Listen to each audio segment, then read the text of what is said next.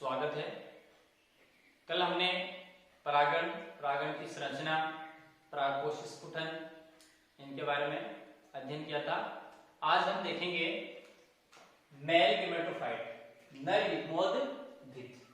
नर युग्मोद्भिद क्या होता है और इसका परिवर्तन है, डेवलपमेंट, ये भी हम इसके अंतर्गत पढ़ने वाले हैं।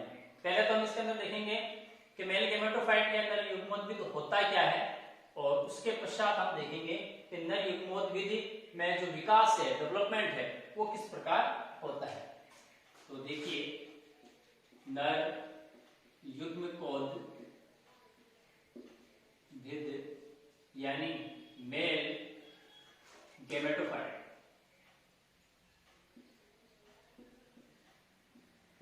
मेल गेमेटोफाइट, नर युग्मोद्भिद।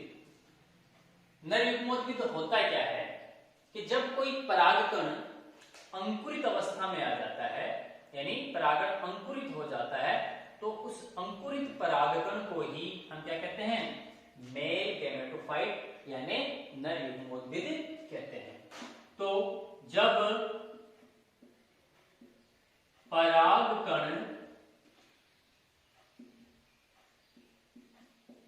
अंकुरित हो जाता है, जब परागकण अंकुरित हो जाता है तो इसे क्या बोलते हैं, नर युग्मकोद्भिद कहते हैं।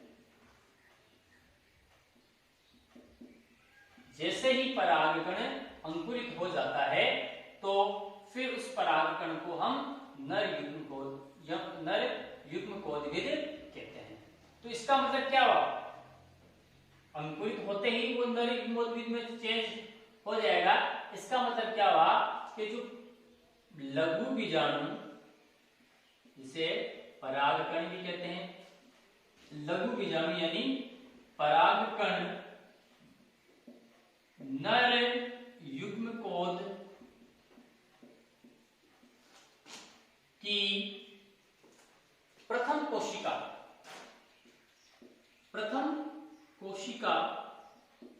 होती। कारण क्या है कि भाई जब परागकण अंकुरित हुआ तभी तो नर युग्मकोद्भिद बना। इसलिए जो मेल गेमेटोफाइट है उसकी जो फर्स्ट सेल है, प्रथम कोशिका है, वो क्या होती है, वो लघु बीजाणु या परागकण को ही माना जाता है। क्यों? क्योंकि इनके अंकुरित होने से ही इनका निर्माण होता है। अच्छा, ये मेल गेमेटोफाइट, अब ये तो हमें पता चल गया कि नर युग्मकोद्भिद मेल गेमेटोफाइट कहते किसे हैं। अब इसका परिवर्तन किसे कहते हैं। तो जब हम मेल गेमेटोफाइट पढ़ते हैं, नर युग्मकोद्भिद, तो इसका जो परिवर्तन है वो दो चरणों में कंप्लीट होता है। दो चरणों में, एक होता है परागण पूर्व परिवर्तन और एक होता है परागण पश्य परिवर्तन। यानी एक परिवर्तन तो तब होता है परागण पूर्व, यानी जब परागकण कहां पर रहते हैं, परागकोश में उपस्थित रहते हैं, तब उनमें जो परिवर्तन होता है वो कहलाता है परागण पूर्व परिवर्तन। क्यों? क्योंकि अभी परागण नहीं हुआ, अभी परागकण है, वो परागकोश से बाहर निकलकर पुष्प के वर्तिकाग्र तक नहीं पहुंचे हैं, तो वो तो कहलाएगा आपके परागण पूर्व परिवर्तन। और जैसे ही कोई परागकण है वो परागण की क्रिया के द्वारा पुष्प की वर्तिकाग्र पर पहुंच जाता है, तो फिर वह परिवर्तन है वो कहलाता है परागण पश्चात परिवर्तन। तो यहां पर आपको जो डायग्राम दिखाई दे रहे हैं, ये डायग्राम है आपके परागण पूर्व परिवर्तन, यानी अभी ये परागकोश नहीं है, परागण पूर्व परिवर्तन। तो पहले हम पढ़ेंगे परागण पूर्व परिवर्तन। तो हम कह सकते हैं कि नर युग्मकोद्भिद का अध्ययन दो चरणों में किया जाता है, दो चरणों में किया जाता है। पहला चरण क्या हो जाएगा, परागण पूर्व परिवर्धन, और दूसरा चरण हो जाएगा परागण पश्य परिवर्धन। तो जो हम पहले पढ़ने वाले हैं वो है आपके परागण पूर्व परिवर्तन। पहले हम पढ़ेंगे परागण पूर्व परिवर्तन। जब तक परागकण का परिवर्तन नहीं हुआ है, पुष्प की वर्तिकाग्र तक नहीं पहुंचा है, उससे पहले जितना भी इसका जो विकास होगा, परिवर्तन होगा, वो कहां पर होगा? परागकोश में होगा। तो किस प्रकार का परिवर्तन होता है वो हम देखेंगे किसके अंतर्गत? परागण पूर्व परिवर्तन के अंतर्गत।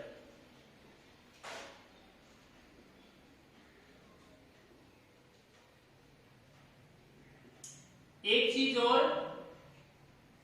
कि जो परागण पूर्व परिवर्तन होता है या नर युग्मकोद्भिद का जो मेल गेमेटोफाइट का जो परिवर्तन होगा, उसमें 2 बार समसूत्री विभाजन होता है। 2 बार, ठीक है। एक समसूत्री विभाजन तो होगा परागण पूर्व परिवर्तन के दौरान, और एक समसूत्री विभाजन होगा परागण पश्य परिवर्तन के दौरान। तो इस प्रकार मेल गेमेटोफाइट नर युग्मोद्भिद के डेवलपमेंट विकास के अंदर परिवर्तन के दौरान 2 बार, कुल 2 बार ध्यान रखना, समसूत्री विभाजन होता है। प्रथम बार तो होता है परागण पूर्व परिवर्तन के दौरान, और दूसरी बार होता है परागण पश्य परिवर्तन के दौरान। तो अब हम देखो एक एक इसकी स्टेप बाय स्टेप देखेंगे। इसकी 4 अवस्था है परागण पूर्व परिवर्तन, A, B, C, D। किस प्रकार होता है? आपने देखा है कि एक परागण होता है। परागण में कितनी परतें होती हैं? 2 परतें होती हैं। बाह्य क्या होता है? एक्साइन, और अंदर वाली क्या होती है? एंटाइन। और इसके, और ये भी हमने पढ़ा था कि ये दोनों परतें एंटाइन और एक्साइन और एंटाइन, ये क्या करती हैं? ये केंद्रक को, परागण के केंद्रक को और उसके अंदर चारों तरफ फैले हुए कोशिका द्रव्य को क्या होते हैं? घेरे हुए रहते हैं। तो देखो परागकण के चारों ओर, परागकण के चारों ओर एक्साइन व एंटाइन नामक 2 भित्तियां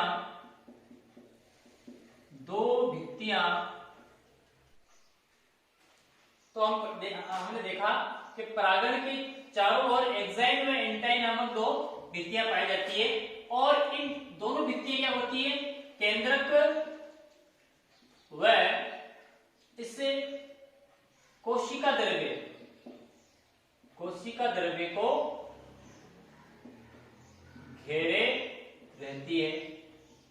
ठीक है भाई, पहले हमने पढ़ा परागण के चारों ओर एक्साइन में एंटाइन नामक 2 भित्तियां पाई जा रही हैं, 2 परतें पाई जा रही हैं, और दोनों जो परतें हैं वो देखो इस केंद्रक को और इस कोशिका द्रव्य को चारों ओर से घेर रही है। पहली बात तो ये हो गई। अच्छा, जो ये कोशिका द्रव्य है, इसके परागण के कोशिका द्रव्य में बहुत से पोषक पदार्थ, परागकण के कोशिका द्रव्य में बहुत से पोषक पदार्थ जैसे प्रोटीन, वसा आदि क्या होते हैं? उपस्थित रहते हैं।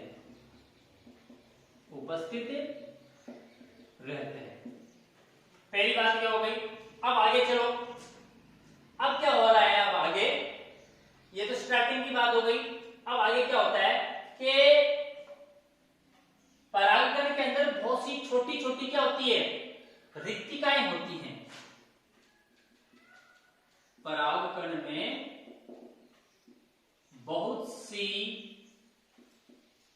छोटी छोटी छोटी छोटी क्या होती है, रिक्तिकाएं होती हैं, रिक्तिकाएं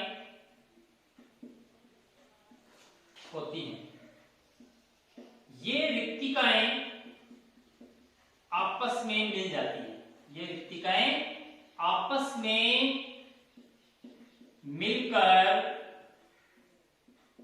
एक बड़ी रिक्तिका, एक बड़ी रिक्तिका बनाती है। अब आपको दिखाई दे रहा है यहां पर देखो, ये एक बड़ी रिक्तिका बन चुकी है। क्यों? क्यों इस परागण के अंदर बहुत सी छोटी छोटी क्या होती है, रिक्तिकाएं पाई जाती हैं, और ये छोटी छोटी रिक्तिकाएं आपस में मिलती रहती हैं, और आपस में मिलकर छोटी छोटी रिक्तिकाएं मिलकर एक बड़ी रिक्तिका का देखो आप इन्होंने क्या कर लिया, निर्माण कर लिया। तो छोटी छोटी रिक्तिकाएं आपस में मिल जाती हैं और एक बड़ी रिक्तिका का वो निर्माण करती हैं। अब रिक्तिका बड़ी बन गई, लेकिन रिक्तिका के बड़ी बनने से हुआ क्या, तो आपने देखा होगा कि जो केंद्र पहले बीच में था, लगभग बीच में था, अब वो केंद्र क्या हो गया, रिक्तिका, बड़ी रिक्तिका के बनने के कारण वह केंद्र जो कि क्या है, हैप्लॉइड है, अगुणित है। केंद्र कैसा है इसका, हैप्लॉइड, अगुणित है। तो बड़ी रिक्तिका के बनने के कारण अब देखो ये जो परागकण में उपस्थित जो केंद्रक है, जो पहले लगभग सेंटर में था, मध्य में था, अब बड़ी रिक्तिका के बनने के कारण वह कहां पर चला जाएगा, वह चला जाएगा परिधि की ओर। ये क्या है, परिधि है, ये परिधि है, परागकण की परिधि है, ये क्षेत्र क्या है, परिधि है। तो बड़ी रिक्तिका के कारण, बड़ी रिक्तिका के कारण केंद्रक है, केंद्रक खिसक कर कहां चला जाएगा, परिधि की ओर चला जाता है, परिधि की ओर चला जाता है। क्यों? क्योंकि अब यहां पर बीच में क्या है, एक बड़ी रिक्तिका बन गई है, इसलिए इसका जो हैप्लॉइड अगुणित केंद्रक है वो खिसक कर कहां चला गया, वो परिधि की तरफ चला गया। अब क्या होगा, अब केंद्रक का विभाजन होगा। ये जो परिधि की तरफ गया हुआ जो केंद्रक है उसका क्या होगा, समसूत्री विभाजन। ये देखो पहला समसूत्री विभाजन हो चुका है। यहाँ पर हमने बात की है कि भाई इस पूरे प्रक्रिया के दौरान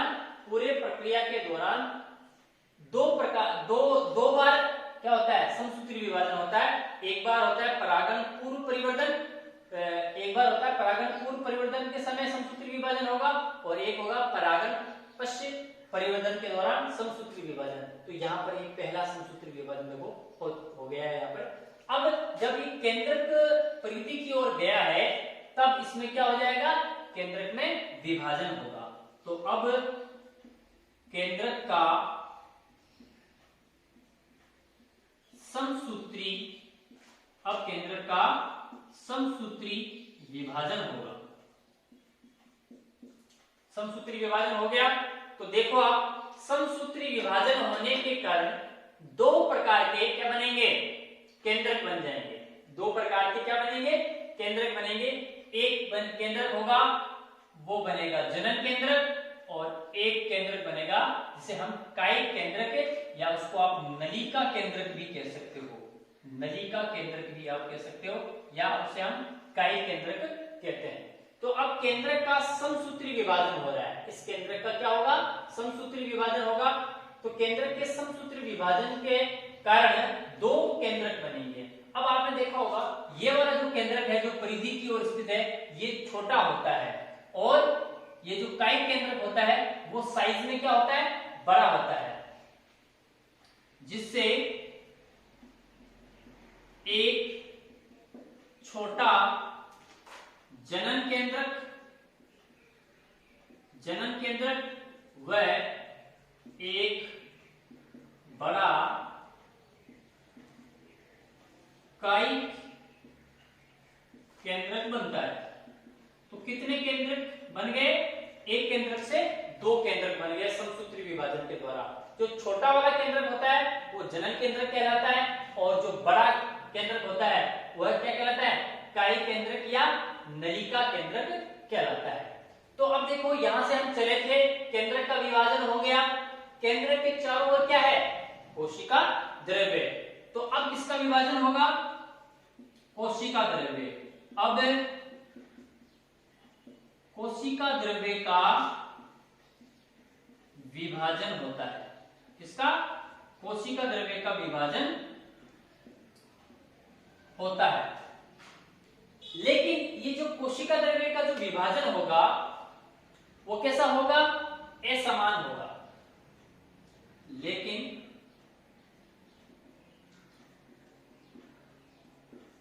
कोशिका द्रव्य का विभाजन है वो कैसा होगा? असमान, या आप कह सकते हो असंगत विभाजन होगा, जिससे दो कोशिकाएं बनती हैं। दो कोशिकाएं बनती हैं। एक छोटी जनन कोशिका तथा एक बड़ी कायिक कोशिका बनती है। देखो यहां पर कोशिका द्रव्य का विभाजन हो गया। जब कोशिका द्रव्य का विभाजन हो जाएगा तो यहां पर क्या हो जाएगा? दो कोशिकाएं बन जाएंगी। एक कोशिका तो छोटी होगी जो परिधि की ओर है वो कहलाएगी जनन कोशिका, और दूसरी जो बड़ी कोशिका है वो कहलाएगी आपके कायी कोशिका या नलिका कोशिका भी आप कह सकते हो। तो अब यहां पर देखो आप, यहां पर कोशिकाओं की संख्या कितनी हो गई? दो हो गई। कितनी संख्या हो गई कोशिकाओं की? दो। एक जनन कोशिका, एक हो गई आपके कायी कोशिका। तो इस अवस्था को हम क्या कहते हैं? इस अवस्था को हम कहते हैं दो कोशिकीय अवस्था, या आप कह सकते हो ये दो कोशिकीय परागकण है। क्या है? दो कोशिकाओं वाला ये क्या है? परागकण। ध्यान रखना कि 60% है ना, 60% पौधों में 60% पौधों में परागकण का परागण यानी परागकण है वो वर्तिकाग्र पर पहुंचना।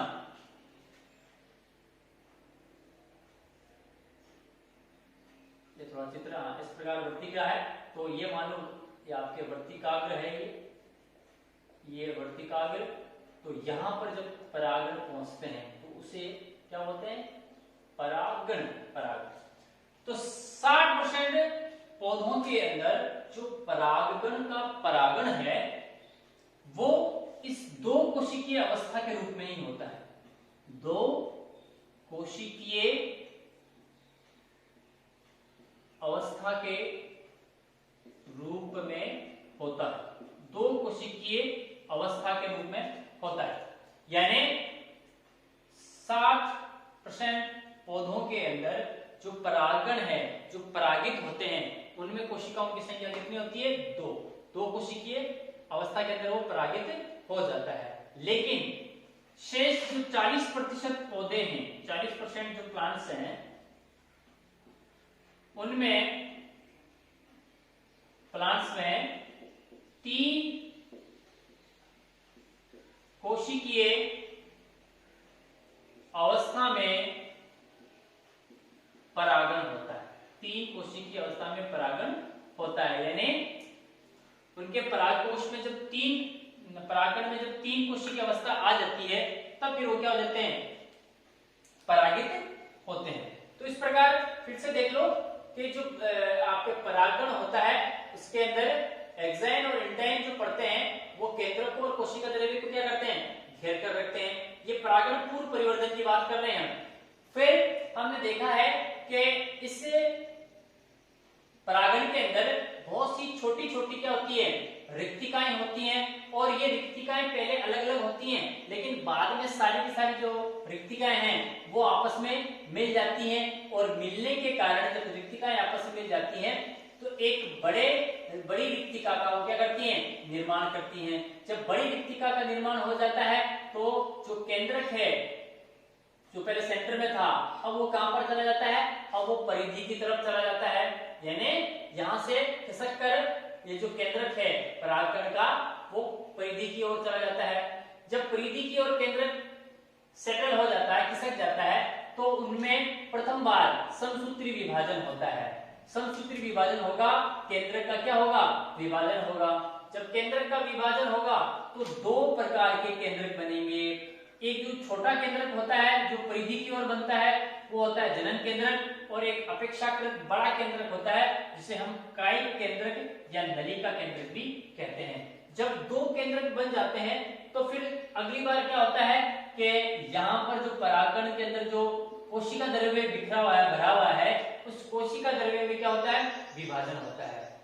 अब ये जो कोशिका द्रव्य में जो विभाजन हो रहा है वो विभाजन असंगत होता है, असमान होता है, समान रूप से नहीं होता है। इसलिए दो प्रकार की यहाँ पर कोशिकाएं बन रही है। एक छोटी वाली जो कोशिका होती है वो जनन कोशिका कहलाती है, और एक बड़ी कोशिका बनती है वो क्या कहलाती है, कायिक कोशिका बनाती है। तो इस प्रकार एक परागकण के अंदर दो कोशिकीय अवस्था हो जाती है। ठीक है, अब ये जो दो कोशिकीय अवस्था परागकण के अंदर बन चुकी है, तो अब क्या होगा, इस दो कोशिकीय अवस्था वाला परागकण है वो अब कहां पर पहुंच जाएगा, अब वो पहुंच जाएगा आपके वर्तिकाग्र पर। और जैसे ही वर्तिकाग्र पर ये दो कोशिकीय अवस्था वाला परागकण वर्तिकाग्र पर पहुंचता है तो यहां का काम कंप्लीट हो जाता है। परागण पूर्व परिवर्तन है वो इतना ही होता है। अब जो भी परिवर्तन होगा वो कहां पर होगा, वो परागण पश्चिम परिवर्तन कहलाएगा। क्यों, क्योंकि अब ये जो दो कोशिकीय अवस्था वाला जो परागकण है वो कहां पर चला गया, वो चला गया है पौधे पुष्प के वर्तिकाग्र पर पहुंच चुका है। अब आगे का जो प्रोसेस है वो अलग होगा, वो अब परागकण पश्चिम परिवर्तन कहलाएगा, जिसके बारे में अभी हम पढ़ने वाले हैं।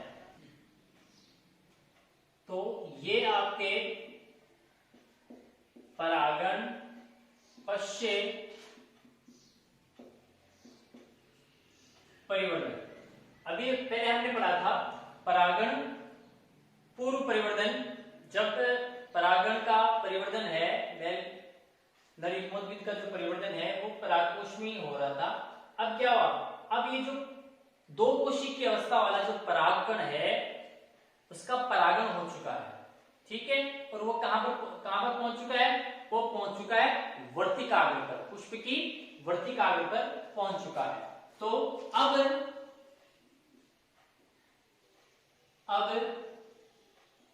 नर युग्मकोद्भिद का आगे का जो विकास होगा वो कहां पर होगा, वर्तिकाग्र पर, वर्तिकाग्र पर होगा।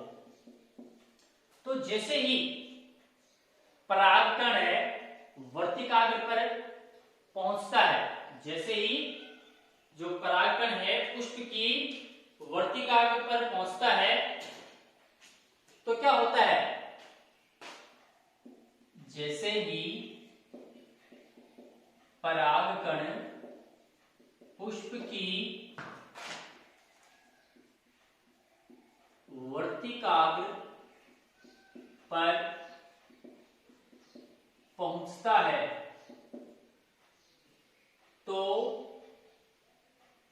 जो जनन कोशिका होती है, कौन सी कोशिका, जनन कोशिका।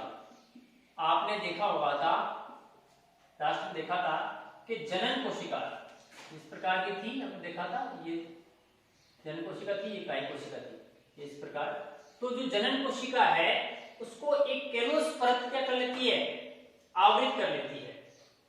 तो कुछ समय बाद में जब वर्तिकाग्र पर ये पहुंचता है, ठीक है, परागकण वर्तिकाग्र पर पहुंचता है, तो जनन कोशिका को घेरे हुए जो केलोस परत है, कौन सी परत, केलोस परत है, वो क्या हो जाती है, वो घुल जाती है। वो क्या हो जाती है, घुल जाती है। यहां पर देखो, हमने चित्र में देखा भी था इससे पहले परागण पूर्व परिवर्तन के अंदर के ये जो लास्ट में देखा था हमने कि ये देखो, ये जनन कोशिका थी, ये काय कोशिका थी। तो ये जनन कोशिका है, इसको कौन घेरे, एक परत घेर के रखी हुई है, और ये परत कौन सी है, केलोस परत है ये। तो जनन कोशिकाओं को घेरे हुए केलोस परत क्या हो जाती है, कुछ समय बाद में ये घुल जाती है, जब परागण कहां पर पहुंच जाता है, वर्तिकाग्र पर पहुंच जाता है। तो जैसे ही ये घुलता है, जैसे ही परत क्या हो जाती है, घुलती है, तो क्या होता है, तो जनन कोशिका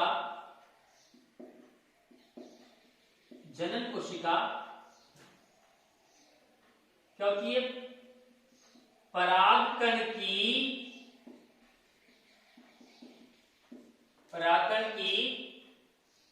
भित्ति से जुड़ जाती है।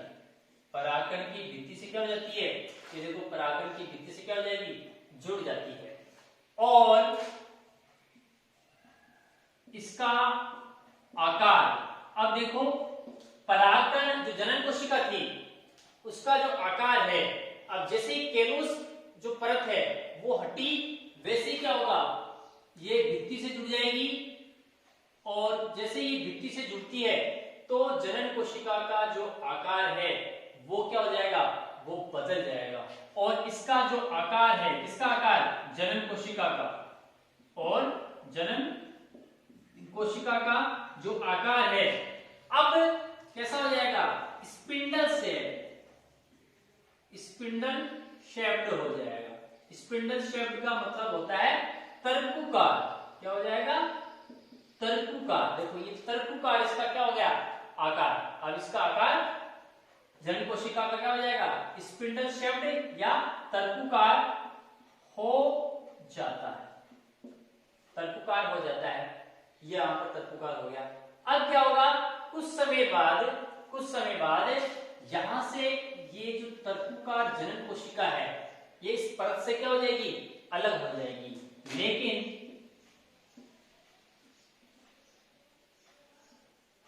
कुछ समय पश्चात जनन कोशिका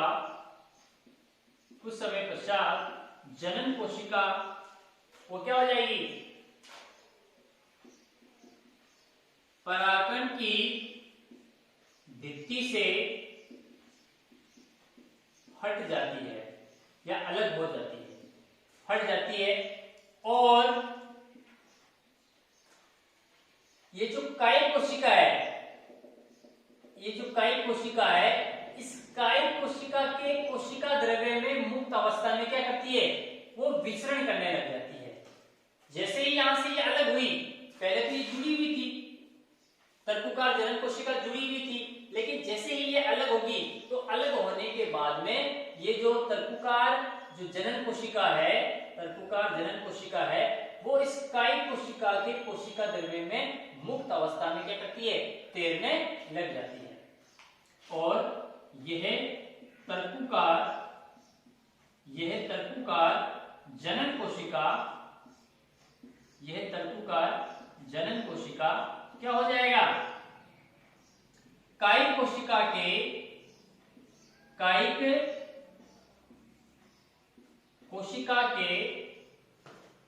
कोशिका द्रव्य में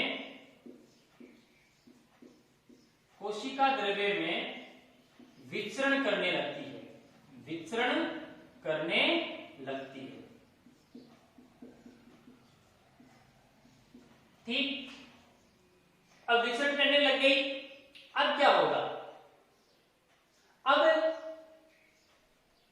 जो बाह्य भित्ति है जो बाह्य भित्ति है जिसे हम क्या कहते हैं, एक्साइन कहते हैं।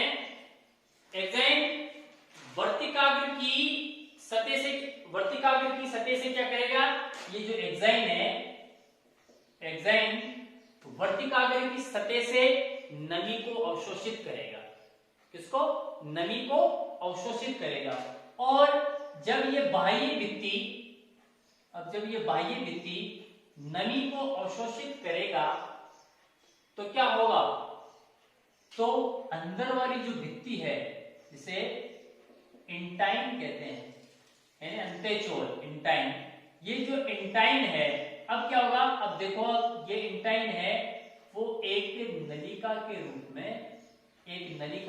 में क्या हो जाती है, जनन छिद्रों से बाहर निकल जाती है। कब, ये स्थिति कब उत्पन्न हो रही है, जब बाह्य चोल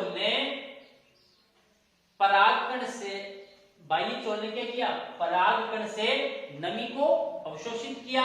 जब नमी को बाह्य चोल अवशोषित करेगी तो जो इंटाइन है, अंत्यचोल है, उसमें क्या होगा, दबाव पड़ेगा और ये जो अंत्यचोल है, इंटाइन है, ये एक नलिका के रूप में जनन छिद्रों से क्या होती है, बाहर निकलना शुरू हो जाती है। इसे हम बोलते हैं पराग नलिका। क्या बोलते हैं इसे हम, पराग नलिका।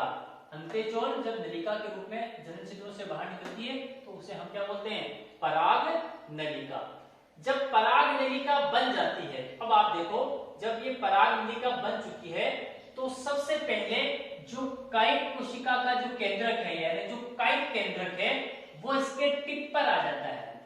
किसके टिप पर आ रहा है, ये जो पराग नलिका है, इस पराग नलिका के टिप पर कौन आ गया, कायिक केंद्रक आ गया। फिर जब कायिक केंद्रक यहाँ टिप पर आ गया तो उसके पीछे पीछे ही इसका जो कोशिका द्रव्य है वो भी आ गया। इसका कोशिका द्रव्य ये भी इसके पीछे पीछे आ गया। और इस कोशिका द्रव्य के जो पीछे है वो कौन आकर स्थित हो गया, वो जनन कोशिका आकर स्थित हो गई। अब क्या होगा भाई, कायिक केंद्र है वो टिप पर आ गया, कायिक केंद्र के पीछे कोशिका द्रव्य और कोशिका द्रव्य के पीछे जनन कोशिका। अब क्या होगा, अब इस जनन कोशिका का समसूत्री विभाजन होगा। क्या होगा, जनन कोशिका का समसूत्री विभाजन होगा।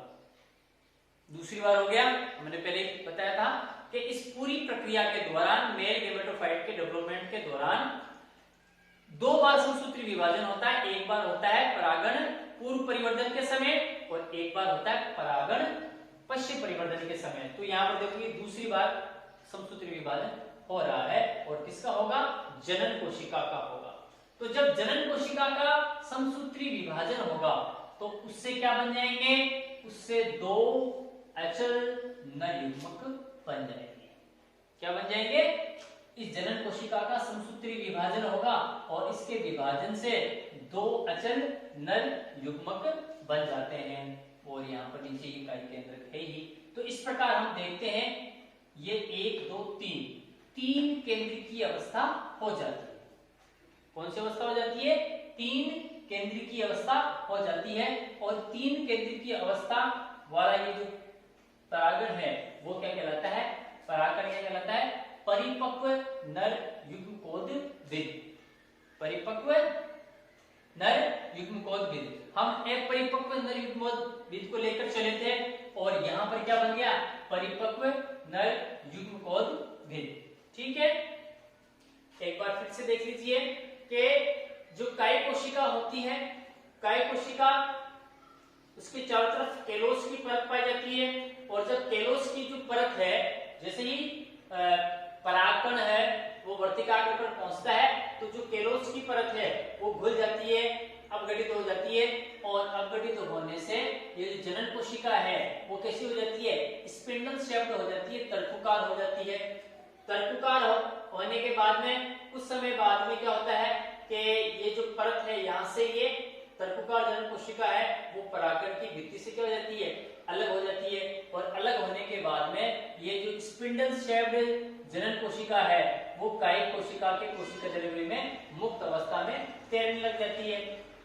उसके पश्चात फिर क्या होता है कि जब बाह्य चोल यानी एक्साइन है वो परागण से नमी को अवशोषित करता है तो एंटाइन क्या करता है, एंटाइन जनन छिद्रों से एक लंबी नलिका के रूप में बाहर निकल जाता है और उस नलिका को क्या बोलते हैं, पराग नलिका कहते हैं। जब पराग नलिका बन जाती है तो कायिक केंद्रक सबसे इसके टिप पर आकर स्थिर हो जाता है, उसके पीछे पीछे कोशिका द्रव्य आ जाता है और कोशिका द्रव्य के ऊपर क्या होती है, जनन कोशिका स्थित रहती है।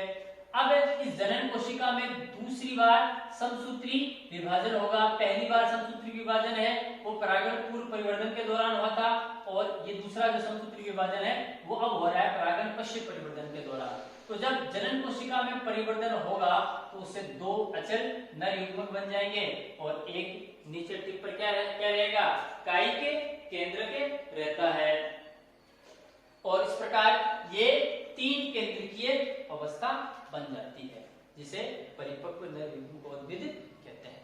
तो इस प्रकार ये हमारे मेल गेमेटोफाइट में जो डेवलपमेंट है, परिवर्तन है, वो इस प्रकार संपन्न होता है। आज के लिए इतना ही, कल पुनः किसी एक नए टॉपिक के साथ में मिलेंगे। धन्यवाद।